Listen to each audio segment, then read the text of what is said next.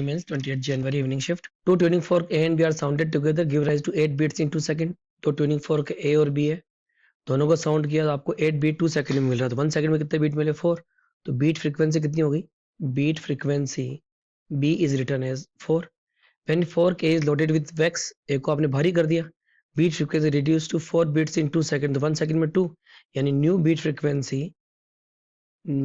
Frequency is given to you 2, यानी beat frequency आपकी decrease हो रही है। If the original frequency of the tuning fork B is 380, B की original frequency कितनी है? 380। ओरिजिनल फ्रीक्वेंसी ए की कितनी होगी? तो देखो पहले इनिशियली बिना लोड की फ्रीक्वेंसी कितनी, बीट फ्रीक्वेंसी कितनी आ रही थी? 4। तो ए का आंसर या तो 376 हो सकता है, या आंसर कितना हो सकता है इसका? 384 हो सकता है। ये तो आपको पता ही है।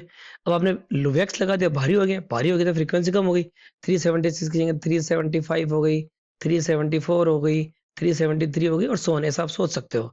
384 की जगह क्या हो गई? 383 हो गई, 382 हो गई, 381 हो गई, एंड सो ऑन। ऐसा आप सोच सकते हो।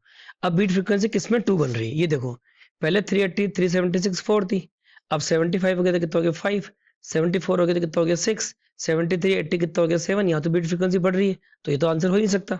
तो वैसे आपको पता चल गया आंसर क्या होना चाहिए? 384 होना चाहिए। फिर भी कैलकुलेशन करो, 384 380 कितना था? 4, 383 कितना हो गया? 3, 382 कितना हो गया? 2, 381 कितना हो गया? 1। तो बीट फ्रीक्वेंसी 2 किस में आ रही है? 384 में आ रही है। So right answer the problem will be given by 384।